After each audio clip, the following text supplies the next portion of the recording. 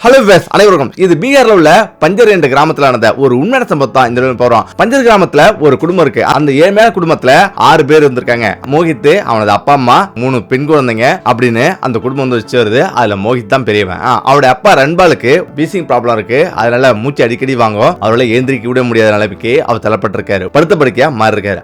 இப்ப மோகித் தான் அந்த குடும்பத்தை கவனிச்சுட்டு வரான். அவனுக்கு திருமணம் ஆயிடுச்சு. அவனுடைய மனைவி அங்கிதா அவனுடைய ஒரே மகனோட வாழ்ந்து வரான். அவனுடைய மகனுக்கு 6 வயசு தான் ஆகுது. அவனோட குடும்பத்துக்கு எல்லாத்துக்குமே அவன் தான் சாப்பாடு போட்டு இருக்கான். முக்கியமா மோகித் வேலை தேடி அலைஞ்சிட்டு இருக்கான். பல விதமான வேலைகள் தேடி அலைஞ்சாலும் அவன் ரொம்ப கடுமையா வந்து உழைக்கிறான். அவனுக்கு வாரத்துல ஒரு நாள் தான் வேலை கிடைக்குது. அது அவங்களுக்கு ஒருவேளை சாப்பாடு சாப்பிடறதுக்கே அந்த பணம் பத்தல. இப்ப கடுமையா வேலை தேடி எங்க பார்த்தாலும் வந்து அலைஞ்சிட்டு அவன் வந்து கஷ்டப்பட்டு உழைக்கிறான். இப்ப அவனால அந்த குடும்பத்தை சமாளிக்க முடியல. ஏன்னா அந்த குடும்பத்துல 7-8 பேருக்கு ஒருவேளை சாப்பாடு கூட நிம்மதியா சாப்பிட முடியல. இரவுல தண்ணீர் குடிச்சு தான் எல்லாரும் படுக்கிறாங்க.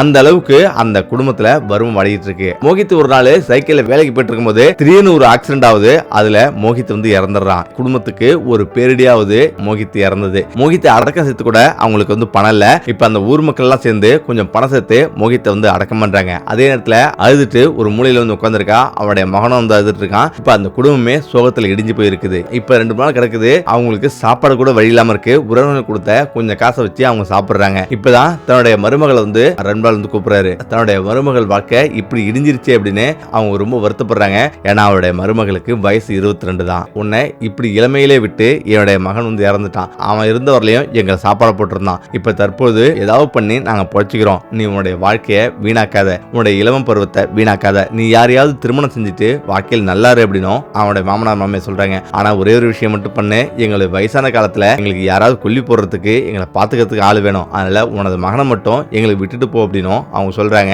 அங்கீதா அழுவுறா. இது போல ஒரு வார்த்தையை உங்களுக்கு எப்படி பேசுறது மனசு வந்தது? இது போல ஒரு வார்த்தையை இனிமே பேசாதீங்க அத்தை அப்படின்னு அவ வந்து அழுவுறா. நான் அவங்கள அத்தை மாமான்னு பார்க்கல. நான் உங்களை என்னோட அப்பா அம்மாவா தான் நான் வந்து நினைச்சிட்டு இருக்கேன். அதனால நான் உங்களை எப்போதுமே சாவர வரலையும் உங்களை விட்டு பிரிஞ்சு போக மாட்டேன் அப்படின்னு அவ அழுதுட்டு உட்காந்துருக்கா. இது உட்காந்துருக்க எல்லோரையுமே நெகிழ்ச்சி மூட்டுது. இப்படி இவளுடைய மனதுல இவ்வளவு ஆழமா நம்ம பாசம் வச்சிருப்பான்னு அவ யோசிச்சு கூட பார்க்கல. இப்பதான் நான் உங்களுக்கு கடைசி வரையும் சாப்பாடு போடுறேன் அப்படின்னு அவ சொல்றா. அந்த கிராமத்துக்கு பக்கத்து கிராமத்துல ஒரு பெரிய சிட்டி மாதிரி இருக்கு. அங்க நான் வேலைக்கு போறேன் அப்படின்னு ஒரு துணி கடைக்கு வந்து வேலைக்கு போறா. காலையில 8 மணில இருந்து இரவு 9 மணி வரையிலும் அவளுக்கு வேலை. அவ கடுமையா வந்து உழைச்சிட்டு வீட்டுல வந்து படுக்கிறா. அதுவும் ஞாயிற்றுக்கிழமை கூட ஓய்வெடுக்காம அவங்க கிராமத்துல உள்ள சின்ன சின்ன வேலைக்கு வந்து போறா. அவளுக்கு மாச சம்பளம் 7000 ரூபாய். அந்த காசு அவங்களுக்கு சாப்பாடு கூட பத்தாது. இப்ப அதே நேரத்துல அந்த வீட்டுல 3 பெண்கள் இருக்காங்க. அவங்களுக்கு திருமணம் வேற செஞ்சாகணும். இப்ப இந்த கவலையே அவங்களுக்கு பெருங்கவலையா வந்திருக்குது. அதுக்காகவும் மாசம் 1000 ரூபாய் சேர்த்து வைக்கிறாங்க. ஆனாலும் இங்கேதா தொடர்ந்து வேலை செஞ்சுட்டு இருக்கா. இப்படியே அவங்களுடைய வாழ்க்கை ஒரு வருஷம் கிடக்குது. ரன்பால் அவருடைய மருமகளை கூப்பிட்டு பேசுறாரு. நீ இப்படியே இருக்க வேண்டாம், நீ திரும்பவும் கல்யாணம் பண்ணிக்க. இந்த உலகத்துல எல்லோருடைய பார்வையும் ஒரே மாதிரி இருக்காது. சில பேரு தவறா பார்ப்பாங்க. இப்ப அதுக்கெல்லாம் ஒரு துணை வேணும். ஒரு இளம்பெண்ணு தனியா வாழ்றது கஷ்டம். மத்தவங்களுடைய தீய பார்வை நம்ம மேல படும். இந்த உலகத்துல மத்தவங்களை எதிர்த்து வாழணும் அப்படின்னா ஒரு ஆணை திருமணம் செஞ்சுக்கிறது தான் நல்லது அப்படின்னும் அவர் சொல்றாரு. ஆனா அங்கீதா அதை மறுத்துறா. அதே நேரத்துல அவருடைய கடையிலையும் வேலை செய்யற பல பேருடைய கண்கள் அங்கீதா மேல வந்து படுது. கனவு இல்லாத பெண் அப்படின்றத எல்லோரும் அறிஞ்சிக்கிறாங்க. தினமும் அவளை கடையில ஒரு பக்கமா ஆண்கள் பார்க்க ஆரம்பிக்கிறாங்க. பல ஆண்களும் அவளோட அழகால பணத்தாசையை காட்டி கழுகு போல அவனை பார்த்துட்டு இருக்காங்க. முக்கியமா பணத்தாசையை காட்டி அவளுடைய பாதையை தன் பக்கம் இழுக்க நினைக்கிறாங்க. ஆனா அங்கீதா எதுக்குமே பயப்படல. யாருடைய வலையிலையும் சிக்காம அவ வந்துட்டு இருக்கா. அதே நேரத்துல துணிக்கடை உரிமையாளரின் கண்களும் அவள் மீது படுது. வறுமை இதை பயன்படுத்திக் கொள்ள அவர் நினைக்கிறாரு. பல விதமா வந்து அங்கீதா கவரத்து முயற்சி பண்றாரு. ஆனா அங்கீதா அவனை தூக்கி எறிஞ்சிட்டு அவன் வந்துடுறா. அதே நேரத்துல மறுநாள் வேலைக்கு போறா. அவருடைய ஓனர் எல்லாத்தையும் பார்த்துட்டு இருக்காரு. அவருடைய ஓனர் வந்து அவருடைய ஆசைக்கு எனக்கு சொல்றாரு. அவன் மறுக்கிறா. இந்த இடத்துல தான் நான் சொல்றது செய்யறதா இருந்தா இங்க இரு, இல்லைன்னா வேலையை விட்டு இன்னைக்கே போயிடு அப்படின்னும் அவரு கோவப்பட்டு பேசுறாரு.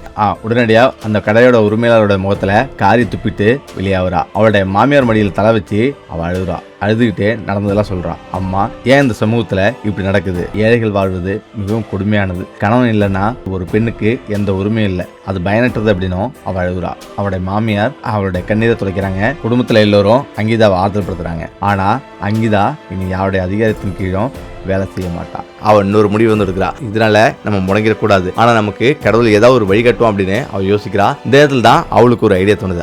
அவன் கொஞ்சம் வேலைக்கு போய் சேர்த்து வச்சிருந்த கொஞ்சம் பணம் வந்து இருக்குது. 2-3000 ஆடுகளை வந்து வாங்குறா. அங்குள்ள பகுதிகளுக்கு காடு மருக்கெல்லாம் போயிட்டு ஆடு மாடு வந்து மேய்க்கிறா. அவளுடைய வாழ்க்கையும் சந்தோஷமா போயிட்டு இருக்கு. இப்ப அவளுடைய ஆடுகளும் ஒரு ஆடும் பல குட்டிகளை போடுது. இதனால ஆடு வேகமா பெருக ஆரம்பிக்குது. இதை பார்த்து அவளுடைய மாமனாரும் அவளுடைய மகளுக்கு சேர்த்து வச்சிருந்த கொஞ்சம் பணத்தை வந்து வெளில எடுக்கிறாங்க. இப்ப 10 ஆடுகளுக்கு மேல அவங்க வந்து வாங்கி கொடுக்குறாங்க. கொடுக்குறாங்க. அந்த ஆடை வந்து மேய்க்கிறா. அது ஒரு 2 வருஷத்திலேயே அது பல மடங்கு பெருகி ஆடு நிறைய வந்து ஆயிடுது. அப்படியே இருந்தாலும் சோதனை மேல சோதனை அவங்களுக்கு வந்து வருது. ஏன்னா அந்த வீட்டில் உள்ள 3 பெண்ணுமே இப்ப வளர்ந்து பெரியவங்களா மாறிட்டாங்க. அவங்களுக்கு கல்யாணம் செஞ்சு கொடுக்குற கடமை இருக்கு. இப்பதான் அங்கீதா தினந்தோறும் ஆடு மேய்க்கிறதுக்காக காட்டுக்கு போவா. இப்ப காட்டுல மேய்ச்சிட்டு இருக்கும் போது அங்க ஒரு பெரிய மரம் இருக்கும். தினந்தோறும் அந்த மரத்துக்கடியில் தான் வந்து உட்காந்துருப்பா. இப்படி வழக்கமா உட்கார்ந்து இருக்கும் போது திடீர்னு அன்னைக்கு ஒரு விசித்திரமான சத்தம் கேக்குது. இப்பதான் திடீர்னு ஒரு காரு அங்கிருந்து வருது. அந்த கார்ல அமர்ந்திருப்பவரு யார் இந்த பெண்ணு புதுசா இருக்காளே இவ்வளவு அழகா வந்திருக்காளே அப்படின்னு அவர் வந்து ஆச்சரியப்படுறாரு. இந்த பொட்டாங்காட்டுல இப்படி ஒரு பெண் அப்படின்னு இறங்குறாரு. அங்கீதா நோக்கி வர்றாரு. அங்கீதா பார்க்கறதுக்கு ரொம்பவே வந்து அழகா இருக்கா. அவளை நோக்கி வரதும் அவன் வந்து கவனிக்கிறான். அவனுக்கு வயசு 35 இருக்கும். பார்க்க ரொம்ப அழகா இருக்கான். அவர் கார்ல இருந்து இறங்கின உடனே அங்க பாக்குறாரு ஆடு மேய்ஞ்சிட்டு இருக்கு. அந்த ஆடுகள் எல்லாம் புகைப்படங்கள் இருக்கிறாரு. அவருடைய போன்ல இருந்து போட்டோ எடுக்கிறாரு. தூரத்துல இருந்து அங்கீதா கவனிக்கிறா. ஆடதான் திருட வந்திருக்கான் அப்படின்னு அவன் நினைக்கிறா. உடனடியா அங்கிருந்து ஓடி வரா. அங்கீதாவை பார்த்த அனிருத்து ஒரு கணம் அப்படி நிக்கிறான். அவளுடைய கிழிந்த புடவை வெளிய முகத்தோடு அவளுடைய முகம் தனித்து நிக்குது. அந்த புத்திசாலித்தனம் அவரை ரொம்பவே இருக்குது. இந்த ஆடுகள் உன்னுடையதா அப்படின்னு அவர் மெதுவா கேட்கிறாரு. அங்கீதாவும் ஆமான்னு சொல்றா. இப்பதான் எனக்கு ஒரே ஒரு ஆசை, இந்த ஆடுகள் கூட நான் போட்டோ எடுக்க ஆசைப்படுறேன், நீங்க போட்டோ எடுத்து கொடுக்குறீங்களா அப்படின்னு அவர் கேட்கிறாரு. தலையாசிக்கிறா. அவருடைய விலையுயர்ந்த போன் எடுத்து அவள்கிட்ட தராரு. அங்கீதாவும் போட்டோ எடுத்து கொடுக்குறா. இப்ப அவரு சந்தோஷமா வந்து அது வச்சிருக்காரு. இப்ப அவளிடம் அவர் ஏதோ பேச முயற்சிக்கிறாரு. ஆனா அங்கீதா அமைதியா இருந்தா. அவளுக்குள்ள ஒரு வித பயம், அதாவது வெளியாட்களிடம் எச்சரிக்கையா இருக்க வேண்டியது அவசியம் அப்படின்னு அவர் நினைக்கிறா. இப்பதான் அவர் வந்து சரி கிளம்பலாம் அப்படின்னு கிளம்புறாரு. இந்த இடத்துல அவருடைய பணம் 500 ரூபாய் கட்டு கீழே வந்து விடுது. ஆனா கவனிக்காமையே அவர் வந்து போயிட்டுறாரு. இந்த இடத்துல அங்கீதா அதை பார்த்துடுறா. ஓடி அந்த பணத்தை வந்துருக்கிறா. இப்பதான் கார் ஏற்படுற இடத்துல ஒரு நிமிஷம் இருக்கு அப்படின்னு சொல்லிட்டு அவ வந்து பணத்தை நீட்டுறா. இந்த பணம் உங்களுடைய பணம் கீழே விழுந்தது அப்படின்னு சொல்றா. அதை பார்த்து அவரு வியந்து போறாரு. அவர் சொல்றாரு அந்த பணத்தை நீயே வச்சுக்கொள்ளுங்க, நீங்க ஏற மாதிரி இருக்கீங்க, உங்களுக்கு பயனுள்ளதா இருக்கும் அப்படின்னு அவர் சொல்றாரு. ஆனா அங்கீதா ஒரு கோபத்தோட நான் யார் பணத்திலையும் வாழ வேண்டியதில்லை, கஷ்டப்பட்டு சம்பாதிச்ச பணம் எனக்கு போதும், உங்க பணம் எனக்கு தேவையில்லை அப்படின்னும் உங்க பணத்தை நீங்களே வச்சுக்கொள்ளுங்க அப்படின்னும் அவ கடுமையா சொல்றா. அங்கீதாவோட சுயமரியாதை நேர்மை அச்சமற்ற வார்த்தைகளை கண்டு அனிருத்து ஒரு கணம் திகைச்சு போறான். இந்த காலகட்டத்திலையும் கூட இப்படி ஒரு பெண்ணா அப்படின்னு அவன் யோசிக்கிறான். கார்ல ஏறி உட்காந்துட்டு அவர் வீட்டுக்கு போறாரு. அவருடைய பேரு அனிருத். அனிருத் வீட்டுக்கு போறான். அனிருத்துக்கு 38 வயசாவது. வீட்டுக்கு போய் அமர்ந்த பிறகு அவருடைய யோசனையில பல விதமா வந்து ஓடிட்டு இருக்கு. அங்கீதாவை பத்தி தான். மறுநாளும் அவர் திரும்பி வராரு. அங்கீதாவும் அங்க வந்து அமர்ந்திருக்கா. அவளிடம் போயிட்டு பேச்சு கொடுக்குறாரு. ஆனா இப்ப வித்தியாசமா அவ கூட ஒரு சிறுவன் வந்திருக்கிறான். அதுதான் அங்கீதாவோட மகன். இப்ப இந்த சிறுவன் யாரு அப்படின்னு அவர் வந்து கேக்குறாரு. இவன் தான் என் பையன் அப்படின்னும் அவர் சொல்றா. இதை கேட்டு அனிருத்து கொஞ்சம் ஏமாற்றமா இருக்கு. அதே நேரத்துல இவட அப்பா எங்க இருக்காரு, ஏன் வரல அப்படின்னு கேக்குறான். இது போல அவருடைய அப்பா இறந்துட்டாரு அப்படின்னு அவ சொல்றா. இதை கேட்டு அவன் கொஞ்சம் வருந்துறான். அவளுடைய வாழ்க்கையை பத்தி என்னென்னலாம் பண்றீங்க அப்படின்னு சில விஷயங்கள்லாம் கேட்கறான். நாட்டுல சில ஓடுது. அவன் தினந்தோறும் அங்கீதாவை பக்கத்து வரான். அவன் வரும்போது அங்கீதாவோட மகனுக்கு விளையாட பொம்மை எல்லாம் வாங்கிட்டு வரான். இப்ப இதெல்லாம் பார்த்து அங்கீதா பயப்படுறான். இப்ப அரச புரசலாம் இந்த செய்தி ஊருக்குள்ள பரவ ஆரம்பிக்குது. இப்பதான் அங்கீதா வந்து கண்விக்கிறா. உடனடியா ஒரு நாள் அனிருத் வரும்போது நீங்க இங்க வராதிங்க, எல்லோருமே சுயமரியாதையோடு வந்து வாழ்வோம், இங்க மான மரியாதை ரொம்பவே முக்கியம், யாராவது பார்த்தாங்கன்னா இந்த ஊர் முழுவதும் கெட்ட செய்தி பரப்பிடுவாங்க, 2 பேரும் சேர்த்து மோசமா வந்து பேசுவாங்க. நேரடியா அனிருத்திடம் இப்படி சொல்றான். ஐயா நீங்க பணக்காரங்க பெரியவர், நீங்க உங்க இடத்துல இருக்கீங்க, நாங்க ஏழைங்க, நம்ம கண்ணியம் நம்ம கிட்ட தான் இருக்கு, நீங்க இப்படி வருவதால கிராம மக்கள் கோபமா இருக்காங்க, தயவு செஞ்சு அவருடைய கோபத்துக்கு ஆளாவாதீங்க, எனக்கு கெட்ட பேர் வாங்கி தராதீங்க, இனி என்னோட இடத்துக்கு வராது அப்படின்னும் அங்கேதான் சொல்றா. இதை கேட்ட அனிருத்து மீண்டும் பேசாம அங்கிருந்து கிளம்புறான். இப்ப மறுநாள் ஆகுது. இப்ப மறுநாள் அந்த ஊர்ல ஒரு காரு அந்த கிராமத்துல நுழையுது. எல்லோருமே ஆச்சரியம் பாக்குறாங்க. என்ன இப்படி ஒரு காரு ஊருள்ள வருது அப்படின்னு ஆச்சரியம் பாக்குறாங்க. இப்பதான் அந்த காரு நேரா அங்கீதாவோட வீட்டுக்கு முன்னாடி போயிட்டு நிக்குது. அவ வந்து பயங்கர அதிர்ச்சி ஆகுறா. இப்பதான் வெளில வந்து நான் தான் உங்களிடம் நான் இனிமே பார்க்க வேணாம் சந்திக்க வேணாம்னு சொன்னேன், ஏன் இந்த மாதிரி பண்றீங்க, ஊர் மக்கள் பார்த்தாங்கன்னா என்னுடைய மானமே போயிடும் அப்படின்னு அவ வந்து மோசமா கத்துறா. இந்த நேரத்துல அனிருத்தோ அவருடைய மாமனார் மாமியாரை பார்த்துட்டு நான் உங்களிடம் கொஞ்ச நேரம் பேசணும் அப்படின்னும் அவர் சொல்றாரு. இப்ப நான் பேசுறது உங்க காதுல வெளியே அப்படின்னு அவர் வந்து கத்துறா. ஆனாலும் ரன்பால் வந்து இருமா அவர் என்ன சொல்றாருன்னு கேட்போம் அப்படின்னு அவர் வந்து சொல்றாரு. நான் உங்க மருமகளை பார்த்தேன், எல்லா ஸ்டோரியும் எல்லா கதையும் எனக்கு தெரியும், அதனால எனக்கு உங்க மருமகளை ரொம்பவே பிடிச்சிருது, அங்கீதாவை திருமணம் எல்லாம் நினைக்கிறேன். மேல அவர் சொல்றாரு இவருடைய வாழ்க்கை ரொம்ப கடினமானதுதான், நான் ஒரு நகை வியாபாரி, சிட்டியில நகை கடை வச்சிருக்கேன், 5 வருஷத்துக்கு முன்னாடி தான் நான் திருமணம் பண்ணேன். ஆனா திருமணம் பண்ண கொஞ்ச நாள்லயே எனது மனைவியோட உண்மையான முகம் எனக்கு தெரிய ஆரம்பிச்சது.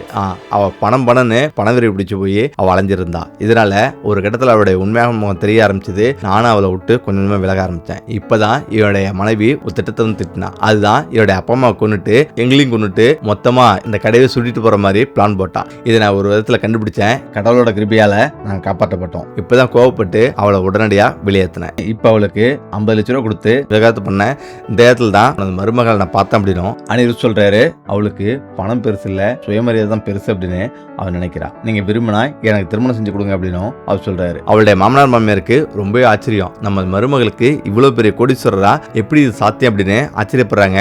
அங்கீதா வேணும் வந்து பேசுறாங்க. அங்கீதா, இதுக்கு நீ சம்மதம் தெரிவி. உன்னுடைய மகனோட எதிர்காலத்தை நினைச்சு நீ சம்மதி. உனது வாழ்க்கை சிறப்பா அமையும். உனது வயசும் ரொம்ப சின்ன வயசு. உனது வாழ்க்கையை நீ இறக்காத அப்படின்னு கெஞ்சுறாரு. இந்த இடத்துல தான் அங்கீதா வந்து ஒரு நிமிஷம் யோசிக்கிறா. அனிருத்திடம் வரா. இப்பதான் சொல்றா, சரி இந்த திருமணத்துக்கு நான் சம்மதிக்கிறேன். ஆனா நான் ஒரு கண்டிஷன் போடுவேன், அதை நீ வந்து ஏத்துக்கணும் அப்படின்னு சொல்றாங்க. எந்த ஒரு கண்டிஷனா இருந்தாலும் நான் ஏத்துக்கிறேன்னு சொல்றான். இந்த இடத்துல அவ சொல்றா, எனது மாமனார் மாமியார் கிடையாது, எனது அப்பா அம்மா மாதிரி தான் நான் பாத்துறேன். எனது அப்பா அம்மா தான் அவங்க. அதே போல 3 மகளையும் நான் தான் பாத்துக்கிறேன். சாகர வரை இந்த குடும்பத்தை நான் தான் பாத்துப்பேன். இதுக்கு சம்மதம் சொல்லு, கல்யாணம் பண்ணிக்கலாம்னு சொல்றான். இப்ப அவரும், நீ உனக்கு மட்டும் அப்பா அம்மா இல்ல, எனக்கும் அப்பா அம்மா தான், அதனால சந்தோஷமா நான் வந்து ஏத்துக்கிறேன். அவங்களுடைய திருமண செலவு கூட நான் ஏத்துக்கிறேன் அப்படின்னு அவன் சொல்றான்.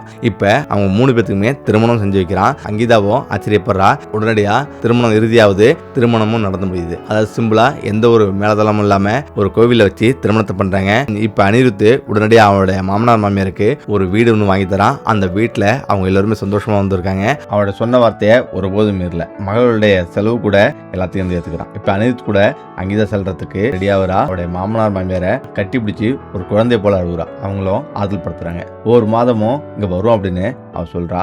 அதே போல 3 மாசங்களுக்கு பிறகு திரும்பவும் அந்த கிராமத்துக்கு திரும்பி வரா. இப்ப அங்கீதா பாக்கிறதுக்கு உடல் மொழி மாறிச்சு. அவ அணிஞ்சிருக்கிறது மிகவும் விலையுயர்ந்த ரத்னம் பட்டு சேலை, மகாலட்சுமி போல அலங்கரிக்கப்பட்டு கார்ல வந்திருக்கா. வந்த உடனே தனது மாமனார் மாமியார் காலில் விழுந்து வணங்குறா. இந்த குணத்தை கண்டு அவங்க 2 பேருமே தனது மருமகளை வாழ்த்துறாங்க. அந்த ஏழை தம்பதியரோட கண்கள்ல ஆனந்த கண்ணீர் பெருக்கெடுக்குது. ஒருவேளை உணவு கூட அந்த குடும்பம் சிரமப்பட்டது.